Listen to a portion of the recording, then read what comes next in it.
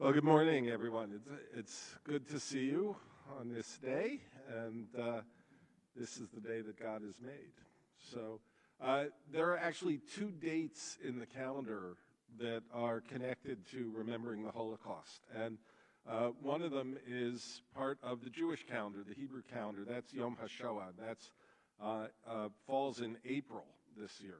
It falls in the middle of the week, and actually kind of a complicated time in the schedule of us around here. So we decided this year to have our speaker today rather than in April on Yom HaShoah, which is when we usually have speakers. But we'll still have our service that we have for Yom HaShoah, but not a speaker that day. But this is, tomorrow is actually a Holocaust Memorial Day that I think was proclaimed by the United Nations. Started first in the United Kingdom in England, and then the United Nations. And it's particularly appropriate for us to mark it this year because it's the 80th anniversary of the liberation of Auschwitz. And that's really the difference between these 2 days, is that one, International Holocaust Memorial Day is connected to the day that Auschwitz, the death camp, was liberated, right? And Yom HaShoah is connected to the Jews who rose up in the Warsaw Ghetto to fight against the Nazis. And so one, in a way, the reason Yom HaShoah is the one in the Jewish calendar is because it's about Jewish action. It's about Jews doing something about what was going on. The liberation of Auschwitz is incredibly important, but it's not a Jewish event. Right? We are glad it happened. Wish it had happened much, much sooner. But so that's why one's on the Jewish calendar and one is not exactly. So, but this year being the 80th anniversary, we particularly wanted to mark the international remembrance as well. And we have a wonderful speaker today.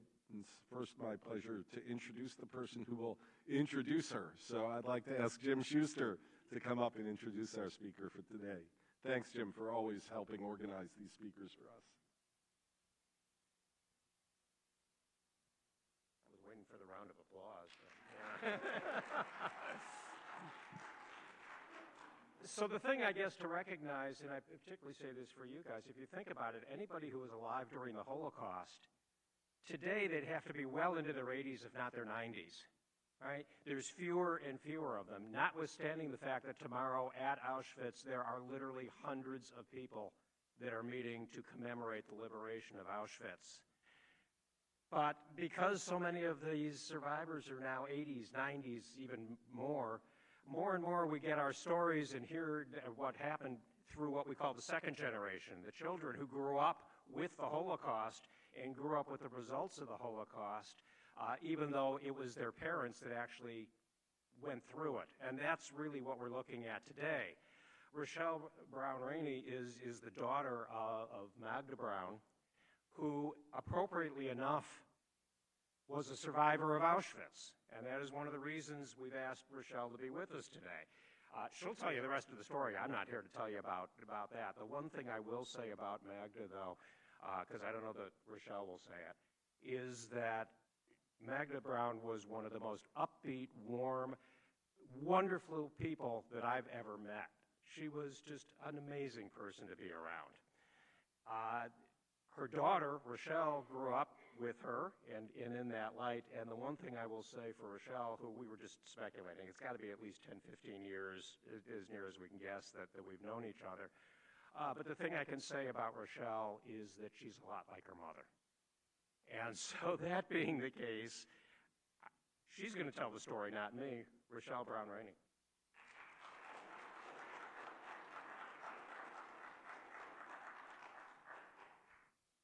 Hi. Thank you, Jim. Thank you for everyone being here and inviting me in. As Jim said, my name is Rochelle. This is my mother, Magda Brown. She lived until the age of 93. And before I get started with her story, I want to share one little thing with you. Wait, I have to signal the rabbi to switch slides.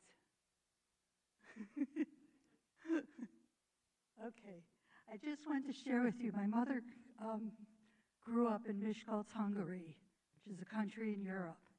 And after the war, the local rabbi went back and listed all of the people's names that had perished in that community. I'm telling you this because it's Remembrance Day. And next slide. And the rabbi listed each of the names from the community. Okay, and each year, each Remembrance Day, my mother would put a pencil next to the people she knew and remembered and think the happy memories of her childhood and how she knew them, and just spend a moment thinking about that person. And that was her way of doing remembrance.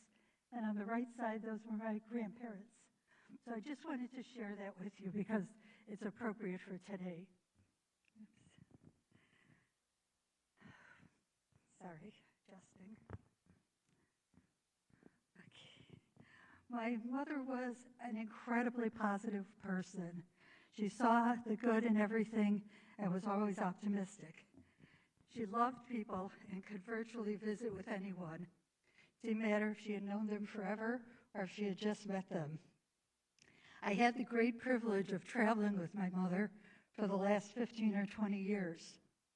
I listened to her words over and over again, and I was always in awe of how she could share such a horrendous time in her life. She was on a mission to share her story. Her exact words were, "My hope is that through sharing my story of the Holocaust, that the future generation will think about the dangers of hatred, prejudice, and discrimination." She did all those speeches to try to convey to young people especially how they could be a better person. I used to call it her story, but then I realized one day, actually sitting in an audience, I realized, wait, this is my story too. Because of these horrendous events, I grew up never meeting my grandparents. I didn't know aunts, uncles, or cousins. And that was hard for me. I never even got to meet any of my mother's old friends. So I always grew up trying to figure out how this could happen. How could good church-going people suddenly turn into such villains? But I don't guess I'll ever truly understand. I want to start by sharing something with you. My mother taught my brother and I, I'm not good with slides. My brother and I to always respect everyone and to try to never hate anyone. That's a pretty powerful message from a woman who lived through unspeakable discrimination, hatred, and loss. I'd like to share her story of surviving the Holocaust. My mom grew up in a small town in Miskolc, Hungary, and I put the map up here only so you guys can see where Hungary is. So it's sort of around countries like Poland and Germany and Romania. Those are more ones that you've heard of. She had a nice home life. She was the only little girl and always called herself a spoiled brat. Her parents owned a meat market where they made like deli sandwiches. Next one. And this is, by the way, the one and only picture I have of my grandparents. And this is in their store. Over time, her non-Jewish friends wouldn't play with her anymore. They wouldn't hang out. They wouldn't even talk to her. And she couldn't understand why. She had heard that some people didn't like Jewish people, but that had never made any difference in her life before. Hitler had come into power, and he was determined to make everyone the way he saw it. He wanted everyone to be pure German, have blue eyes and blonde hair. He didn't like a whole lot of people. He didn't like Catholic priests. He didn't like Jehovah's Witnesses. He didn't like Sinti Ramas, which were the gypsies. He didn't like disabled people or political opponents. But most fervently, he didn't like the Jewish people. There was propaganda that started where they put big, ugly signs up all over the towns saying that the Jewish people were bad and ugly and greedy. And it was very hurtful for most of the people, especially the kids. They're like, what's going on here? I'm not like that. But people believed what they saw. They didn't have social media. They didn't have fact-checking to look up if that was a true statement or not. So people started believing it, and that's called a scapegoat, when you blame other people for your problems. Then there were laws that started to come into place. One law was that Jewish people were no longer allowed to own stores or businesses. So all of a sudden, doctors, lawyers, pharmacists, store owners, grocery store owners were no longer allowed to keep their business going. They didn't get a business license, they couldn't open their door. So this was the start of a lot of poverty. They didn't have money, they didn't have jobs. Oh, that was one of the first laws that came through. In the spring of 1944, that's my mom at her 8th grade graduation. Sorry, next. Oh, missed the Star of David, sorry. Okay. All people were told that they had to wear the Star of David. This had to be sewn on to their jackets or their shirts, and even little children had to have it sewn on. This was a way of labeling people and dehumanizing people, to say, you're not an individual anymore, you're just a Jew. Another one that struck my mother really personally was that you could only go on to higher education if you were selected. What that meant is only 1% of Jewish students were allowed to go on to higher education. This affected my mother very personally because she was not part of that quota. So all she was allowed in school was to go up to 8th grade. So that's a pretty tough thing to handle in itself. Mom always defined genocide as that it doesn't happen from one moment to the next. First, they take away your liberty, they take away your dignity, and you're lowered to less than an animal. Hitler decided that all people should be in a ghetto area, which meant that they took a city and basically cut it in half. And half of the area was going to be the ghetto. And this was like homes, and eventually they would fence it off, so people weren't allowed in and out of the neighborhood. The people were told, on the side that was going to be leaving, the people were told that they had 1 hour to pack a suitcase with 2 or 3 days provisions. Now imagine 1 hour. What if you had a bunch of kids and you had to pack for them too? Most people brought a little bit of clothes, maybe some food, and 1 or 2 memorabilia, like a picture or candlesticks. They didn't know where they were going. They didn't know how long they'd be gone. And if you think about it, if God forbid that ever happened to us, we'd all pack up our technology, our laptops, our phones, our cords. They wouldn't have helped us at all, but it just to show a different time and a different era. Then the people from the outside of the ghetto were pushed and shoved down the streets, just pushed and shoved. My mother's house that held 6 people, her mother, her father, herself, her brother, and an aunt and uncle, 6 people, suddenly they shoved 40 people into her house. Talk about overcrowded conditions. There was nowhere to move, and they were all strangers. They didn't ask them if you wanted your grandma to stay with you or your aunts and uncles. They just shoved 40 strangers into your house. And my mom said that it was chaotic because there were people praying and people moaning and all kinds of things. But she also said it was the first time that she really learned to share, because there were girls her age in her house, and she realized that they had very little with them. So she shared her clothes, she even shared her underwear, she shared her hairbrush, her toys, her books, everything, because she knew that they didn't have much with them. The Nazi soldiers would come in, and they were cruel and heartless and described as the most inhumane people in the world. People always ask if the Jews fought back. The reality was they could only do so much because they had already witnessed so much brutality and killing. So, of course, there were some people that tried to escape, but it's doubtful that any of them stayed alive. Most importantly, the Hungarian community was no longer protected by the Hungarian police. The Hungarian administration decided to follow Hitler's final solution. So there was no police to call, no protection.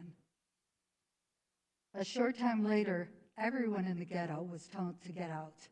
So my mother's home also got that 1-hour order to get out and get on the street. They were told that the war effort needed workers. They were told that the families would stay together. Well, that never happened. That was a complete lie. The families did not stay together. They were shoved out of their homes and made to walk a long distance. The words from the Nazi soldiers and some of their neighbors were mean, cruel, and devastating. Some of the townspeople stayed home, and some actually threw rocks at the people being pushed down the road. And I always wonder how my grandparents felt going past the store that they had owned and worked at 6 days a week. They'd given their life to the store. My grandfather was a World War I vet. He was active in the community, in the non-Jewish groups as well, and now he's being pushed and shoved down the street and past his business. They walked and walked and were pushed and shoved and yelled at. They ended up in a brickyard. Okay, Rabbi? We're one ahead. Okay. Actually, 2 back to the box, to the 17th birthday. 1 more back. Yeah. So, on the thing was that the brickyard was next to the train station. And on my mother's 17th birthday, on June 11th, they were shoved into cattle cars, which are trains made to carry cattle. Said that maybe 25 people could have fit into this boxcar, but instead they shoved in 75 to 85 people. They were crammed inside. There wasn't enough room for everyone to sit, so half the people were standing. My mother said that she stood the entire trip so her parents could sit down. There were people praying, people moaning, people crying, people sick, people swearing, people disoriented. When they shut the doors, they were in a cold, dark, wooden box. Mom tells of one story. These are hard to listen to. Mom tells of one story where there was a lady in the corner trying to nurse her baby, but the baby was already dead. Another time, she was pushed over to a little window, like maybe the size of a laptop, and it had barbed wire across it. And she looked out the window, and it was beautiful green, lush grass. It was the Carpathian Mountains, and it was the middle of summer. It was beautiful. And she looked in the distance, and there was a shepherd minding his flock of sheep. And all she could think is, why is he out there and I'm in here? I was a good girl. Couldn't understand why she was there. She said that one of the worst things about being in the cattle car was that she was so thirsty. Said, because when they started, there were 2 buckets in the corner, one for a toilet and one with water. Well, of course, the water went pretty quickly, and it was never refilled.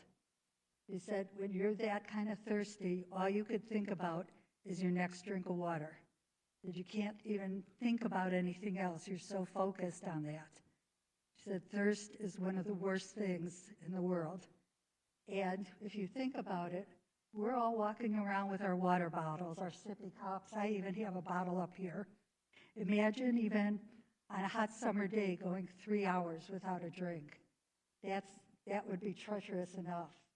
3 days had to be just awful. And next, this is from Miklos, Hungary, up to, where are we? Up to Auschwitz. The train stopped suddenly, and there was yelling and screaming going on. They were told to get out of the boxcar. I remember these people were cramped in there for 3 days. They had no compassion. If it was an old person, if it was a young person, they were just pulling people out of the boxcar. So you couldn't, if you think about it, you're sitting with your legs crossed for 3 days, and all of a sudden you got to straighten up. And if you think about a boxcar, the door was probably this high up. So they're pushing old people out of there, babies, everybody, just out of the boxcar. My mom said when she got there, she thought she was in an insane asylum, that everyone just looked so strange. She really couldn't focus because they were yelling and barking orders at them. She figured out that what they were saying was that to leave your little suitcase in the train and you'll get it later. Another lie. They never saw their stuff again. Now, when she looked around, there were hundreds and hundreds and hundreds of people in the same position. What had happened was they hooked together all these cars of trains, and so there were hundreds of people in that same transport. The next thing that happened is they separated the men and boys from the girls and women. So the women were told to get in a line. My aunt told my mother and my grandmother, hold on to each other so you don't get separated. Well, it was a good idea, but it didn't work. We could put her teenage picture back up. Sorry, he's got the clicker, I don't. Rabbi? We could do her teenage picture again. Maybe that's it. Okay, we'll skip. So they were told to hold on to each other. Well, when they got to the front of the line, there were 3 Nazi officers. They didn't speak to them. All they did was lift their finger. The middle one happened to be Dr. Mengele. She found out years later. All they did was point. You go this way, you go this way. So they understood that. So my grandmother was sent one way, my mother the other way. And my mom just said to her mom, okay, I'll see you later. Well, that was the last time they saw each other.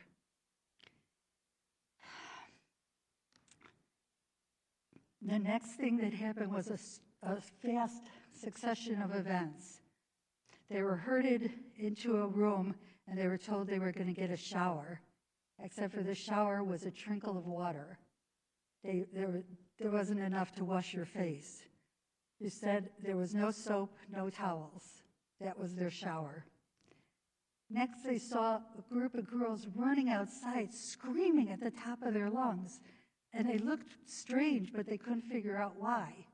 Well, in that particular room, they shaved all of the girls' heads and their body hair, and then they sprayed disinfectant onto their skin. So I would imagine that they were screaming for 2 reasons. One, there's disinfectant hitting your skin, so that had to burn really bad, like sort of like a Clorox bleach kind of thing. And the second thing is, think about being a 17-year-old girl. What do? You fix your hair. So it had to be devastating on that level as well. The next thing, there was a pile of clothes. She said it was like a mountain of clothing, and a woman standing in front of it. And she wouldn't look if you were tall or short or chubby or skinny. She just threw a piece of clothes at the ladies. My mom ended up with a long slip, which is like a real thin, long nightgown. And no underwear, no socks, just a pair of wooden clogs with a thick leather strap across the top. She said we're very uncomfortable. For food, this is really gross. It was green, had things floating in it, and my mom said it smelled horrible. said the first day she was there, they gave it to her, and she couldn't even drink it. It was just disgusting. And the ladies that had been there for a longer time said, "Can I have it? Can I have it?" So she gave it to them. Well, she didn't realize till the next day that that was the only food she was going to get. So she better figure out a way to drink it. The next thing was nighttime. How are they going to put all these people to sleep? Well, they sent them to a room that would maybe hold 200 people, except for there were 500 of them. They were told to lay down next to each other. No blankets, no pillows. They used their hard wooden shoes as pillows and the body heat from the person next to them for warmth. At the break of dawn, the women Nazi guards would come in screaming and yelling, "Get up, get up, get outside." So there was no such thing as waking up, brushing your teeth, washing your face. They were just forced to go outside. And they had to stand in this big courtyard. They had to stand 5 people next to each other. And the thing was, the Nazi women guards were going to count them. There was 500 women. If they got to the end of the count and it wasn't perfect, they would start all over again. Now, meanwhile, it's hot weather out. People have already gone without their medicine. People are already weak from being hungry. So sometimes the people would start fainting, and the women next to them would actually hold them up so they could be counted. And this could go on for hours. So it was hot out, people were already ill, and they were in those uncomfortable wooden shoes, and they were standing on top of pebbles. And sometimes, if they really wanted to be mean, really mean, they made them kneel on their knees. But you can only imagine the pebbles stabbing into your knees. And actually, Mom still had some scars across her knee from those pebbles. There was really nowhere to escape. She was in Auschwitz-Birkenau concentration camp. The place was surrounded by electrified barbed wire fence. It had guards up in the guard towers with guns pointed at them. And to top that off, there were women Nazi guards walking around with attack dogs. So some people tried to escape, but I think only 1 or 2 actually were able to do it. And I don't know how they did it. But so there was little chance of getting out. Mom and some of the other girls would ask the ladies that had been there for longer when they might see their families again. Inevitably, their hand would go up and point towards the smoke. There were chimneys that were actually burning people. They were the crematoriums. And my mom said the smell in the air was like nothing she had ever smelled in her life. It was just horrid. And she didn't want to believe them because how could one human being do that to another? But she knew in her heart that they must be correct because it just made sense. They were in Birkenau where the crematoriums were, and they too were destined to die. My mom always described the Holocaust as a premeditated, scientifically coordinated mass murder. So it wasn't really a war because there wasn't another side fighting against them. It was premeditated. They had already decided what they were going to do. This went on for months and months. Many people died around her. One day the women were told to take off their tops and walk in front of the Nazi soldiers. Now they knew they weren't looking at their womanly curves because they were all skin and bones already. What the Nazi soldiers were looking for was if the girls had any upper body strength. And if they did, they went to what is called a selection process, where they were going to be transported to another location to work. She was part of a group of 1,000 Hungarian Jewish women. And the next one has the map going to Allendorf, which was all the way in Germany. So she had already gone from her home up to Auschwitz, and now to Allendorf, which was a subcamp of Buchenwald. Now, they had to get back into boxcars. I can't even imagine that. How such a traumatic event, and then have to get back into one. And once again, they were going to the unknown. When the train stopped, they were led down a hill into a forested area. Turns out they were in a factory. The factory was called a munitions factory. They made bombs and rockets. Her job was to open the end of the bomb, put poisonous gas inside of it, close the bomb, and her and another lady had to carry it to a warehouse. I was in Germany once. My friend and I could not lift that bomb. We saw it in a museum, and we know the curator, so he let us try to lift it.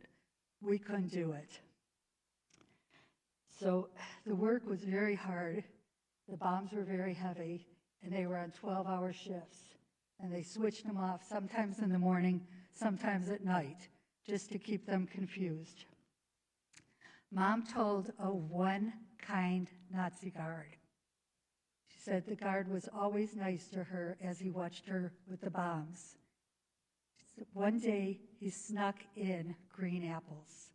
Now, this was huge, because if the other Nazi guards would have seen him, they would have killed him for helping a Jewish prisoner. He snuck in these apples, and Mom said they were the most delicious things she had ever eaten. For months and months, she hadn't had any fresh fruit. She hadn't had any food that had any flavor. So this was huge. So she always appreciated that, and it gave her faith that there were still good people in the world. After a while, the women's hair started growing back, except that their hair was orange. Their lips were deep dark purple, and their faces were yellow. The chemicals had gotten into their system. And if you think about it, like in science class, they'll make you wear goggles, or they'll make you wear like an apron. They had nothing protecting them. So the poisons were going into them. Oh, sorry. Okay. After several months, they were told that the camp was going to be evacuated. They were told to get out on the road, and they were going to march. It was later called the Death March. They were pushed and shoved down these roads, not knowing where they were going. Meanwhile, it was the middle of winter. All she had on was that long, thin slip, those wooden, uncomfortable shoes, and all they gave them for extra was a little spring jacket. So besides everything else, the women were absolutely freezing. When nighttime hit and they were allowed to rest a little bit, they slept in the cold, wet ditches along the road. They had nowhere else to go.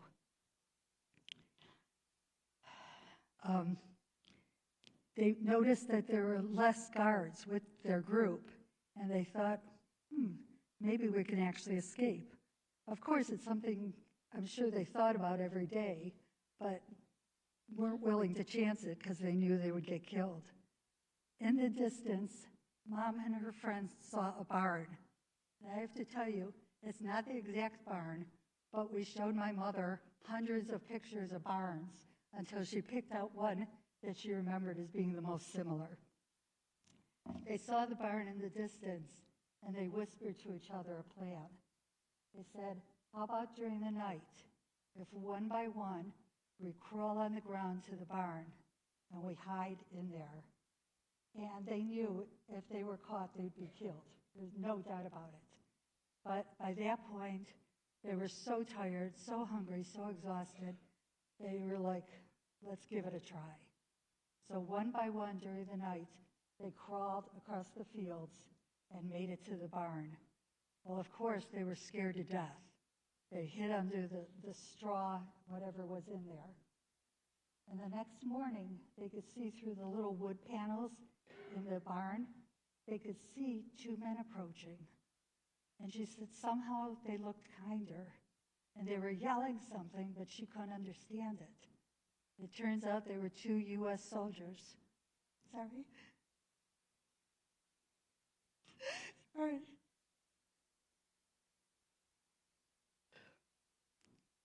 Sorry, I'm not a pretty crier either. I'm one of those. And they were,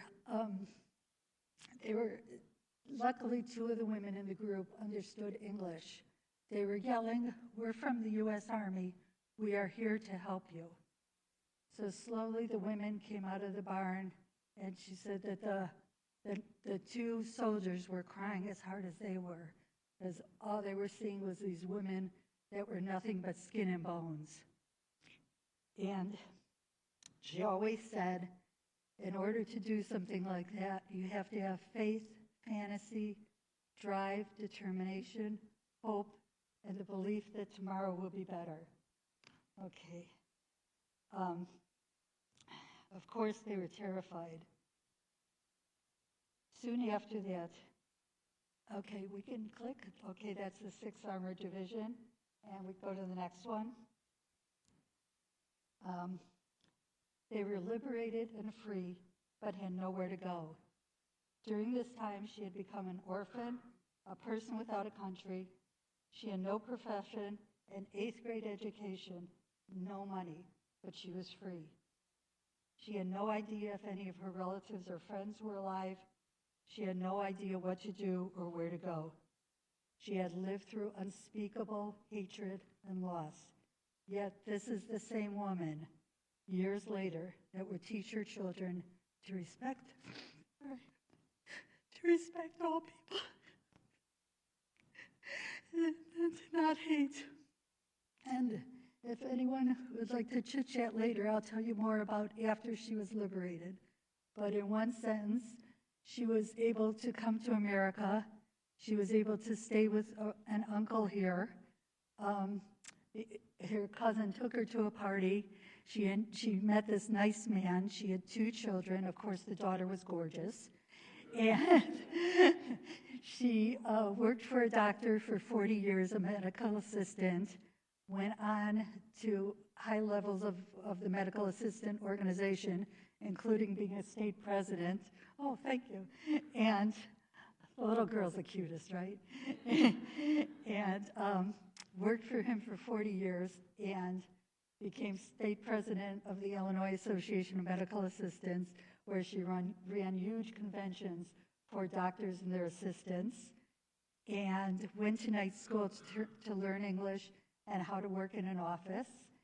And then we traveled around the world, literally, with her sharing this exact story. So, of course, it had more impact coming from a real survivor, but I'm doing the best I can. And I'd just like to leave you with 3 messages. Sorry. My Uncle Mike. Okay, if you could click like 7 times, a slide will come up that says 3 messages. There. Okay. I would like to leave you guys with just a few messages. The first is think before you hate. Not telling you to hate or not hate. Just think about it first. Why do I hate that person? Did they do something to me? Or did somebody tell me to hate them? So give it some thought first. The next is to stand up to the deniers and the distortionists. People will come around all the time saying the Holocaust didn't happen, but sadly it was a very real chapter of history. The third is to protect your freedom. Besides your health, your freedom is the most important. Be discriminated against is terrible. And next slide, please. And I'd just like to add 3 others. First, you can make it through anything. She lived through unspeakable hatred, loss. She was shot at. She lost virtually her whole family. And yet she went on. She didn't allow her past to overtake her future. So it's a good reminder that whatever you're going through, you can make it through it. The next is to pick your battles. figure out what you're passionate about and stick with that. Don't get sucked into everybody else's little arguments and fights. Think about what's the most important to you and fight for that. And the third is very simply, be kind to others. Everybody's going through something, but just try your best to be kind. Okay, remember that who you are and how you act determines who you are. Thank you very much for being here. I appreciate it, and I'll be happy to answer any questions if we have time.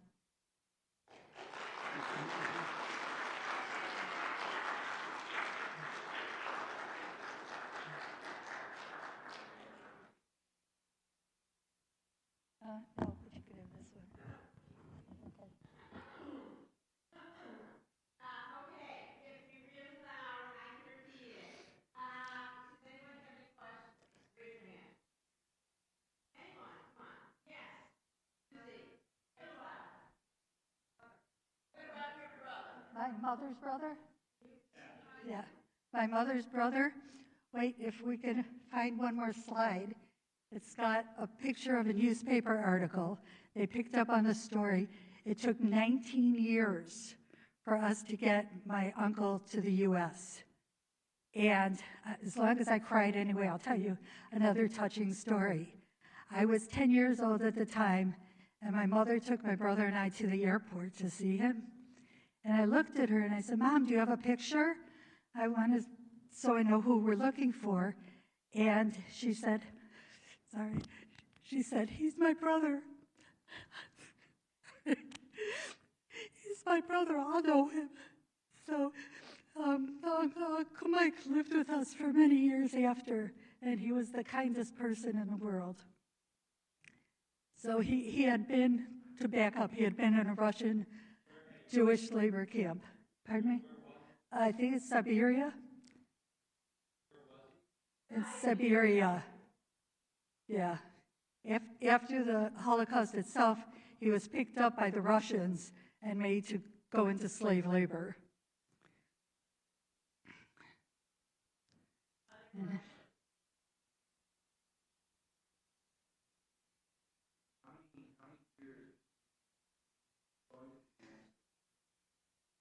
Basically about 2 years, which she always said was more than enough.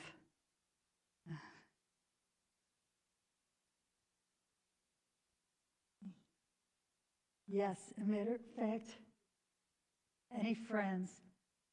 This picture, go like 2 more.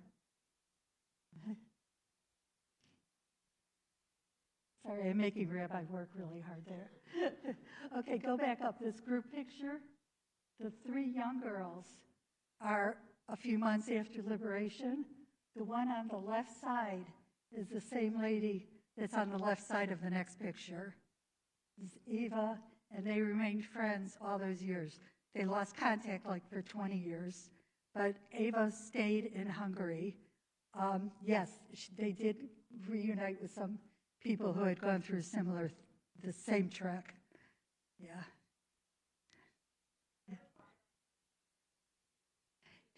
Yeah. Yeah. How her faith changed? Actually, it didn't. She figured she had paid a high price for being Jewish, so she wasn't going to change after all that. And she started off in an Orthodox home, and it became less when she came to America. But we were still raised Jewish, and she always held on to her faith. And we do know other people that did not, because how it makes you question God. How could he allow that?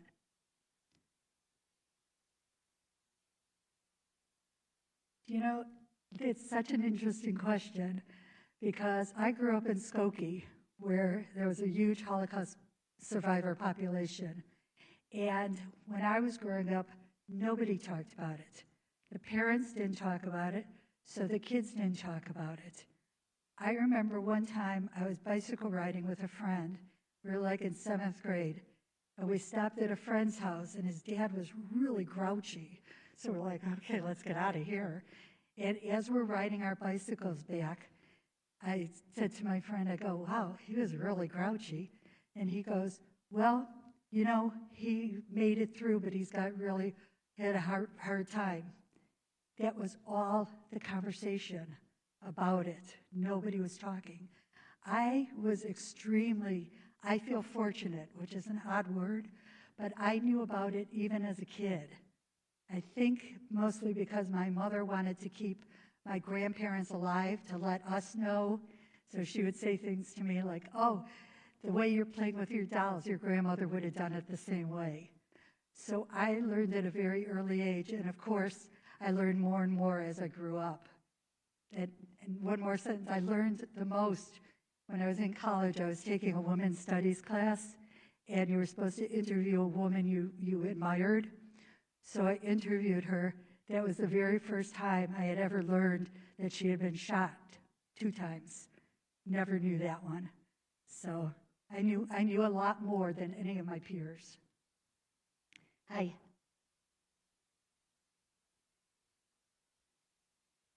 We just assumed that she was asking about my grandparents. Yes, we assumed that they died in Auschwitz, and later they found documentation to prove that. There is a list in here of people that perished, and their names are listed. So yeah, we're pretty sure.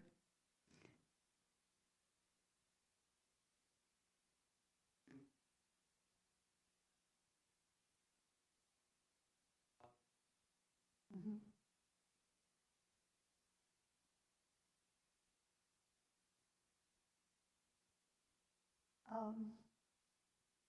Response you Yeah, get from young people now. from young people, more questions about if anybody denied it or argued with us or anything like that. I think I'm getting more of those questions. And there's one nice story with it.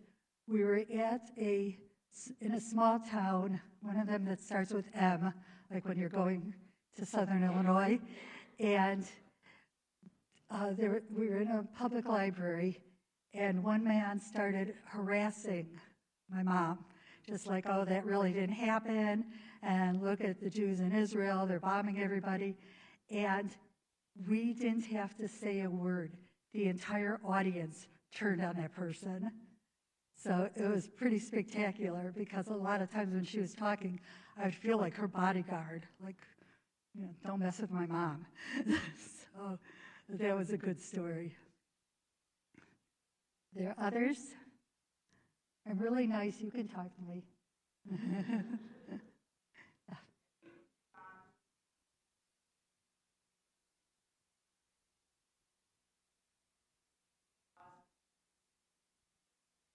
I think she would say, stand up for what's right, don't cower down, and matter of fact, one little answer to that. At the holidays, I put up this blow-up snowman, and it says Happy Hanukkah across it. And this year I thought about it. And I thought, okay, the worst they can do is bust my balloon outside. Now that's $100. If they would have thrown a rock through my window, that's another thing. But I thought about what would Mom say, and she'd say, go for it. Go for it. Stand up for what's right. Yes, sweetheart.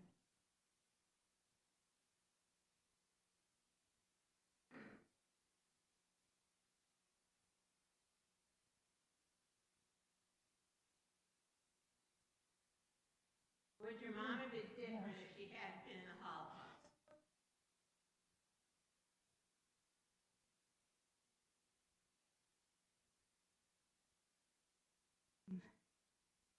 Yes, do I think her personality would have been different if not for the Holocaust?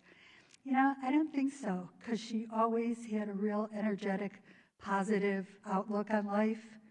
And I think going through all of that, that's what helped her get through. That's not to say there's any reason why she survived and someone else didn't, but I think that helped her, and she was probably more energetic afterwards especially telling her story. Last Thank you. one in the back, yeah.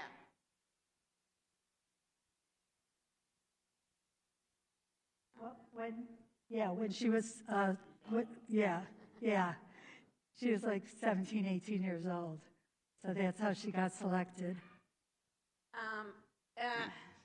Rochelle will be here for a hot minute, and adults, we can talk in the community room. I want to thank her, and Jim has a few words, but I want to tell my students, and I want to tell my adults, when we read Holocaust literature, when we read Holocaust, Elie Wiesel, Primo Levi, if you read those books, they were all teenagers. That's the stories we have. Those are the people who survived, teenagers. And Magda is an absolute beautiful example. We have her story. We're going to continue to tell it. And it's important for, I hope my adults have read those books, but my students, I hope you read those books. And as soon as Rochelle's book is done, we'll get it in the library. Jim, a few words. First of all, a big thank you to Rochelle. As you saw, this is not easy work to do, to tell the story, and it's so important. So thank you so much for doing this. The other comment I'd very quickly make, and I make it to all of you here, but I especially direct it to this side of the room, those of you who are sitting here, that there's one of the people that Vanessa just mentioned, Elie Wiesel. He's also a survivor of Auschwitz and several other camps, and his comment once upon a time was, whoever listens to a witness becomes a witness. There's a lot of people out there that say this didn't happen. There was a survey literally 10 days ago that said 1 out of 5 people don't even know that the Holocaust existed. You guys are now witnesses to the witness. It is up to you to tell that story and to carry it forward. That's your assignment for today, is not to stop this story at today. It goes on, and please share that story. So thank you again. Can you announce the website too? What? Can you announce the website too? Oh, MagdaBrown.com. That's the website. 6th graders, we're going to go into the social hall. We're going to have our challah and juice, and we're going to have questions. You can talk to Rabbi Ike and to Ashley if you have follow-up questions. Let's give Magda or Rochelle one more round of applause.